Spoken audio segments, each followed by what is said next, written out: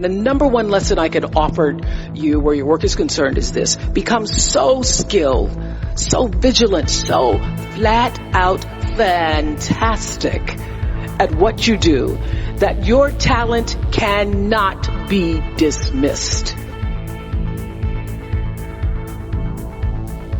You know, when I was a kid, I thought I was going to be a social worker or be a teacher or somehow be in an environment where I would be connected and speaking to people to honor that calling. I had no idea that God could dream this big dream of a television life for myself. But everybody has a calling, and your real job in life is to figure out as soon as possible what that is, who you were meant to be, and begin to honor that in the best way possible for yourself. We have seen over the years on the Oprah show so many people who've been able to rise to success in their life, and only able to rise to success because they answered the call. Lots of people think that it's about being famous or about being known or about doing big, incredible things. What you're going to hear today and see through the stories is that sometimes the calling is right in your own neighborhood. Sometimes the calling is something that was just a whisper to you. And when you begin to honor that whisper and to follow that, you end up being the best that you could be. I actually thought at the time that being thin made me better. My identification with form, my wanting so desperately to be in a size 10 jean was so prominent, identifying with that shortly after this, I gained 5 pounds. And I was invited to a party at the time by Don Johnson. Remember Dreamy Don Johnson? I was invited to a holiday party, and I did not go to that party because I thought the 5 pounds made me too fat, not good enough to be at Don Johnson's party. Sounds kind of sick now, I know. But that's what the ego does. It is, it is sick. It's wily, it's cunning, it's deceptive. It's an imposter, imposing on the real you, making you often think that you're something that you're not. You're not the shape of your body. You're not your status. You're not your position in life. You're not the car you drive, no matter how fancy it is. You're not your house or your square footage. For all of you watching right now, here's another way to better understand ego, what I'm talking about. Eckhart taught me this. Everybody try this from home, right, or wherever you are right now. Close your eyes and notice what you're thinking. Notice your thoughts. Now, who is thinking those thoughts? Can you notice that there is a space where you are observing the thoughts and where you are aware of the thoughts that you're observing? Eckhart says you are that awareness, disguised as a person. And when I got that, I understood the difference between my true self and my ego self. Over the years, we've heard invaluable information that in a moment of danger could be life-saving. Nothing I heard made a greater impression on me than back in 1991. I think we were beginning our 5th season, and a man named Sanford Strong came on and shared this. Never forgot it. Rule number 1, and frankly, it's probably, in my opinion, the most important. Never allow them to take you somewhere else. Never. If everyone in this room and everyone watching this program has never drawn the line and made a decision on crime protection, you better make it when they decide to move you from crime scene number 1 to crime scene number 2. Because the crime scene number 2 is going to be isolated, you won't choose it, you'll be the focus of the crime. I think what was so interesting about that piece of advice is at the time that we all heard that, we had been trained as women people especially to believe that you just do whatever they say. Whatever they say, go along with it. And what's important for those of you who are watching right now and those of you who are on the internet with us right now to know is that it's all about using your gut in the moment. And people who've survived horrific circumstances talk about listening to that intuition and every move being made calculated on listening to what your gut says. What the experts now say is do not allow yourself to be taken to the second location, because anybody who is trying to harm you wants to get you to an isolated place where they can do that without other people seeing or knowing it. So in that moment of making the decision, oh, you're going to shoot me. If you're going to shoot me, you have to shoot me now rather than shoot me in isolation where nobody can see you. Whenever somebody has said something that made the little hairs on my arms or neck stand up, I know that if that's happening to me, that's also happening to somebody else too. The way to make movies is to do stuff that you love, because, you know, for 25 years I worked on the Oprah show, and Stedman will tell you that there were nights that I came home and I almost, you know, it's hard to even like take off my clothes because I knew I was going to be getting up 4 hours later. But I never really felt exhausted, like I felt exhausted, but I never felt depleted. So do the work that comes straight from the soul of you, from your background, from stories that you've grown up with, from stories that bring you passion, from stories that you not just yearn to tell, but that if you don't tell them, they won't get told.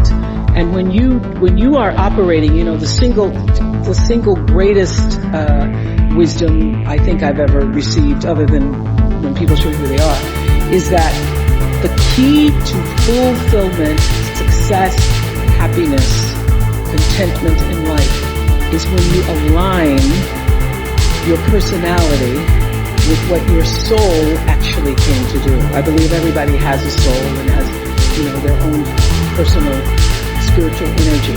So when you can use your personality to serve whatever that thing is, you can't help but be successful. So if you do films that come from the interior of your soul, you do work, you do art that comes from the interior of you, you cannot miss. It's only when you're doing stuff that you think might make money, you think it may be a hit, or you think it may bring you some level of attention or success. That isn't what does it. I would have to say that all of the great, wonderful experiences of my life that have brought me to this moment have come from working from the interior of myself. And so that's why it feels so authentic, because it actually is. So when you do that, you'll win. And everybody has a different talent. And the reason we're all so messed up is because you're looking at everybody else's talent and wishing you had some of their talent. All the energy that you spend thinking about, wishing about, being jealous of, envious of anybody else is energy that you're not only putting out, it's going to come back to you negatively, but you're taking that away from you. All your energy should be forced on, what do I have to offer? What do I have to give? How can I be used in service? Because Dr. King's message of not everybody can be famous, but everybody can be great, because greatness is determined by service. And there is not a job in here that you can do that you don't switch the paradigm to service and not make that job more fulfilling. I don't care what the job is. If you say, I'm a singer, I'm a dancer, I'm an artist, I'm a teacher, I'm a nurse, I'm a doctor, I'm a janitor, I'm a clerk, if you say, if I look at this from how do I use this in service to something bigger than myself, it no longer becomes a job. It becomes an offering to the world. I first started making money, and it was, you know, my salary or my earnings were published all over the place. I mean, the first year I was like, really? Did I make that much money? Oh my God. It was very difficult for me to figure out where my boundaries were, because I'd grown up poor and didn't have anything. So it's easy when you don't have anything and people ask you for money. They say, I need $500. And you say, I don't have it, because I'm just trying to get my rent paid. It's harder when your multi-million-dollar salary is now in the paper and you get a lot of friends and cousins you didn't have before. So how do you set boundaries for yourself. I was having trouble setting boundaries for myself, for even strangers. People would just show up at my door in Chicago and say, Oprah, I left my husband, please help me. And I would, because she knows I have it. So what I learned is that, the reason why people keep showing up is because my intention is to make them think that I'm such a nice person, that you can ask me for anything, you can get me to do anything, I'm going to say yes, I'm going to say yes.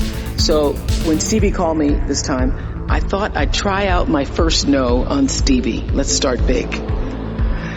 He wanted me to donate some money to a charity, and I didn't want to donate to the charity because I have my own charities and I care about a lot of people, but the problem is when you have money, everybody thinks you just want to give to everything. So every letter I ever get starts with, we know you love the children.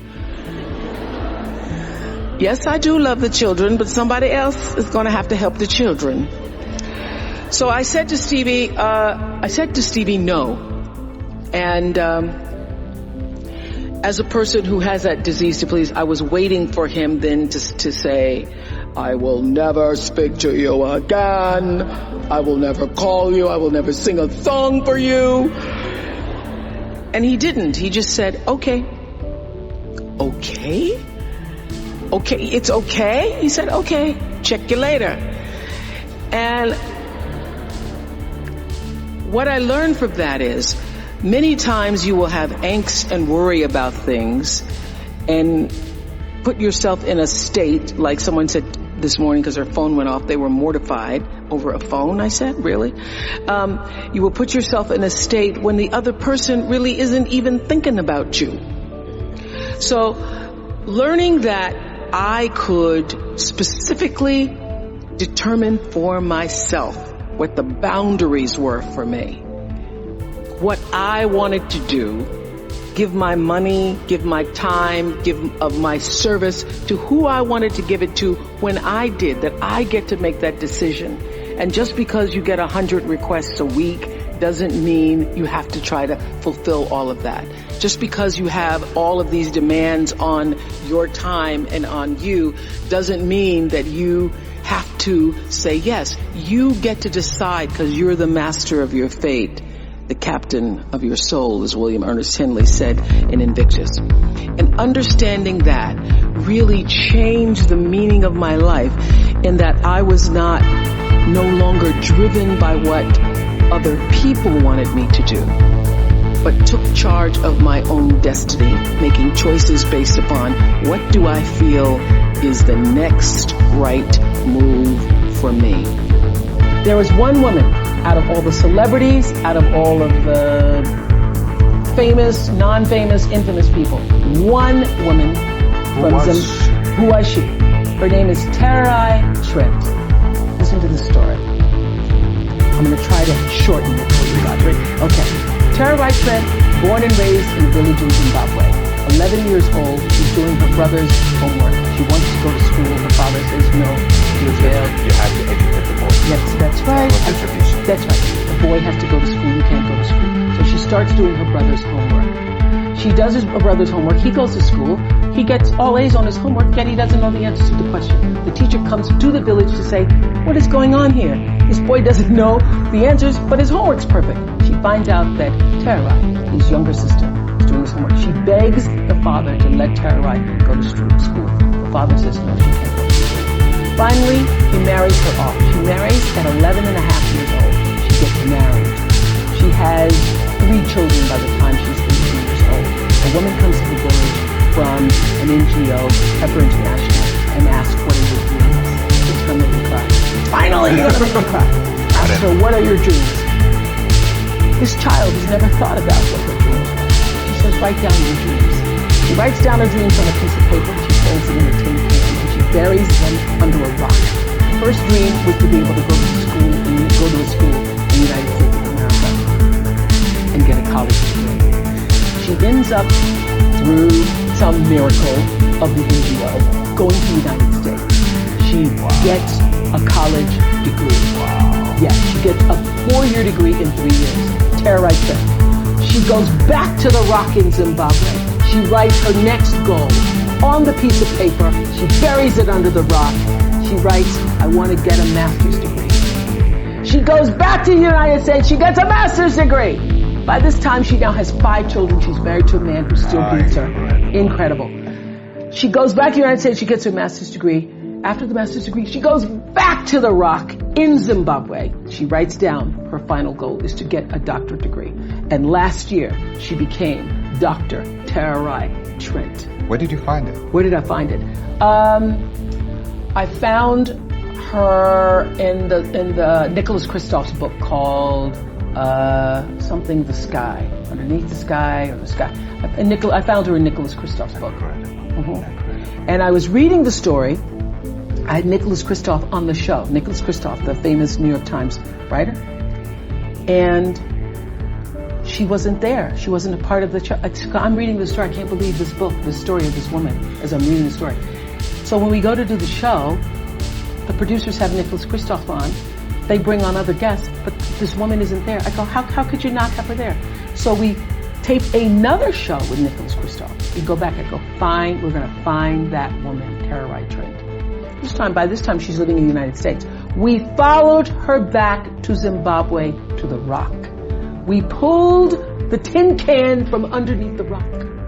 And that is my favorite guest of all time. And the worst? I don't have a worst. But the reason why she, and as I said this on my show, the reason why Tararai Trent is my favorite guest of all time is because she represents in that one story of the little girl in a village in Zimbabwe who had a dream and the heart and depth and discipline to pursue it. She represents everything I tried to say in every show in 25 years. She literally, through her life story, sums up the message that I was trying to give to every single one of my viewers. You can. Keep trying. Don't give up. You have to believe. You have to believe. Over the years, the centuries, so many teachers and poets and songwriters have talked about the significance of knowing yourself. I know we've all heard, to thine own self be true, Shakespeare, or learning to love yourself is the greatest love of all, Whitney Houston.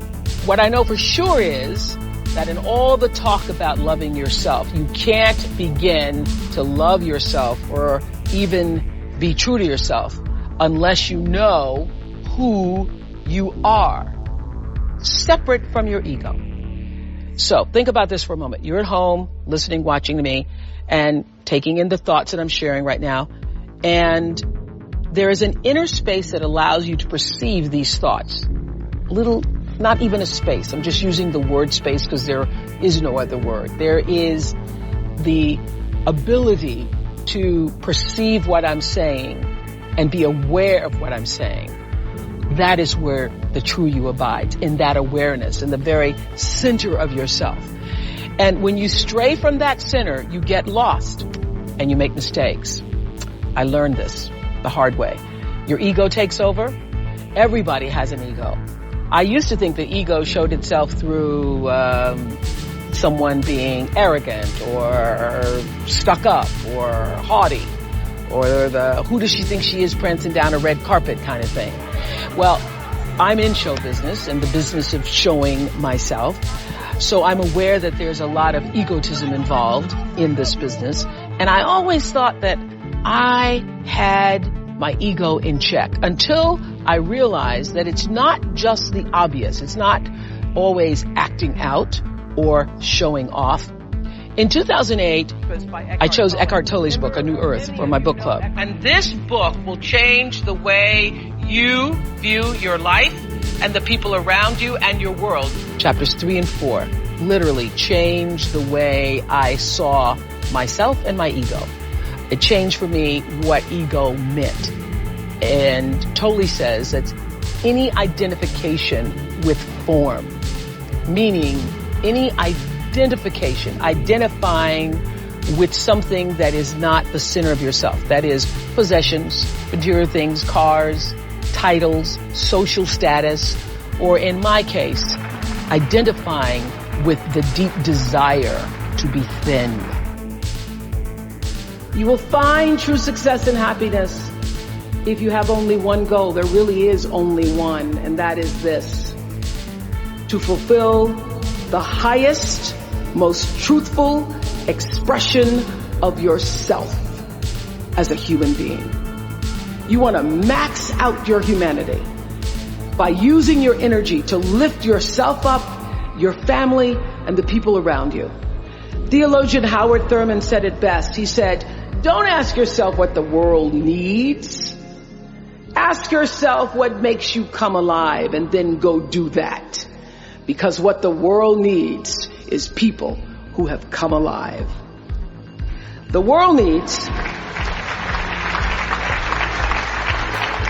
people like Michael Stolzenberg from Fort Lauderdale. When Michael was just 8 years old, Michael nearly died from a bacterial infection that cost him both of his hands and both of his feet. And in an instant, this vibrant little boy became a quadruple amputee, and his life was changed forever. But in losing who he once was, Michael discovered who he wanted to be. He refused to sit in that wheelchair all day and feel sorry for himself. So with prosthetics, he learned to walk and run and play again. He joined his middle school lacrosse team. And last month, when he learned that so many victims of the Boston Marathon bombing would become new amputees, Michael decided to banish that darkness with light. Michael and his brother Harris created MikeysRun.com to raise $1 million for other amputees by the time Harris runs the 2014 Boston Marathon. More than 1,000 miles away from here, these two young brothers are bringing people together to support this Boston community the way their community came together to support Michael. And when this 13-year-old man was asked about his fellow amputees, he said this: "First, they will be sad. They're losing something they will never get back. And that's scary. I was scared. But they'll be okay. They just don't know that yet." We might not always know it. We might not always see it or hear it on the news or even feel it in our daily lives. But I have faith that no matter what, class of 2013, you will be okay. And you will make sure our country is okay. I have faith because of that 9-year-old girl who went out and collected the change. I have faith because of David and Francine Wheeler. I have faith because of Michael and Harris Stolzenberg. And I have faith because of you, the network of angels sitting here today. One of them, Khadijah Williams, who came to Harvard 4 years ago. Khadijah had attended 12 schools in 12 years, living out of garbage bags amongst pimps and prostitutes and drug dealers, homeless, going into department stores, Walmart in the morning to bathe herself so that she wouldn't smell in front of her classmates. And today she graduates as a member of the Harvard class of 2013. Nobody's journey is seamless or smooth. We all stumble. We all have setbacks. If things go wrong, you hit a dead end, as you will. It's just life's way of saying, time to change course. So ask every failure. This is what I do. Every failure, every crisis, every difficult time, I say, what is this here to teach me? And as soon as you get the lesson, you get to move on. If you really get the lesson, you pass and you don't have to repeat the class. If you don't get the lesson, it shows up wearing another pair of pants or skirt to give you some remedial work. And what I found is that difficulties come when you don't pay attention to life's whisper, because life always whispers to you first. And if you ignore the whisper, sooner or later, you'll get a scream. Whatever you resist persists, but if you ask the right question, not why is this happening, but what is this here to teach me?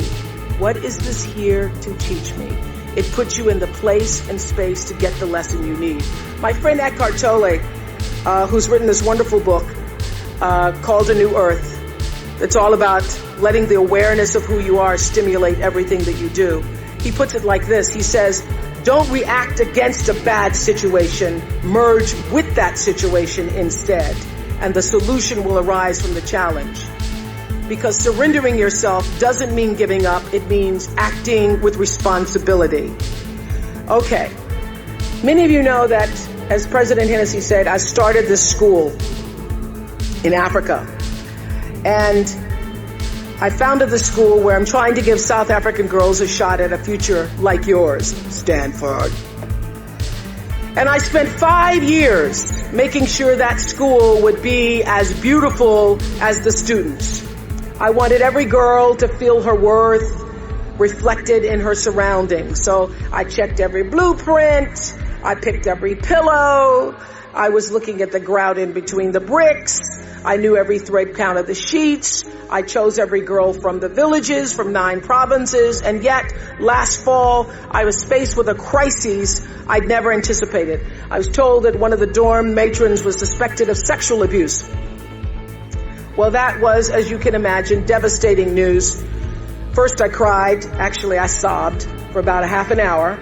And then I said, let's get to it. That's all you get, is a half an hour. You need to focus on the now, what you need to do now. So I contacted a child trauma specialist. I put together a team of investigators. I made sure the girls had counseling and support. And Gail and I got on a plane and flew to South Africa. And the whole time I kept asking that question, what is this here to teach me? And as difficult as that experience has been, I got a lot of lessons. I understand now the mistakes I made because I had been paying attention to all of the wrong things. I built that school from the outside in when what really mattered was the inside out. So it's a lesson that applies to all of our lives as a whole. What matters most is what's inside. What matters most is the sense of integrity, of quality, and beauty. I got that lesson. And what I know is that the girls came away with something too. They've emerged from this more resilient and knowing that their voices have power. There's a bigger dream waiting for you, just waiting for you to step into it. To step into it. Your life is big. Your life is huge. And we spend so much time wanting to be in somebody else's life. And you don't get honored, you don't get revered, you don't get celebrating wanting what somebody else has, because that which created you, divine intelligence that dreamed you from before your ancestors ever knew they would become your ancestors, that which dreamed the seed of you, wants you to know how special, how wondrous, how mysterious, how complex, how glorious, how phenomenal you are. And you get no credit messing in somebody else's territory or trying to have power over something you have no control. Another one of my favorite teachings is The Wizard of Oz. When the Wicked Witch of the West says, go away from here because you don't have any power here, you have no power in any territory other than your own. Oh, but you are the master of that. You get to be the master of your own fate. You get to be the captain of your own soul. And if you just manage that, if you just took care of your territory, oh, the glorious, glorious, glorious, wondrous, wondrous opportunities and possibilities that are waiting for you. So the question is, what are you resisting? What are you pushing against? What are you not allowing? What are you blocking? Because you have this idea of who and what you're supposed to be, instead of leaning into the dream that's already been created and waiting for you. It's waiting for you. And the second, it's an instant thing. It's a shift in the way you see yourself and the power from which you have come.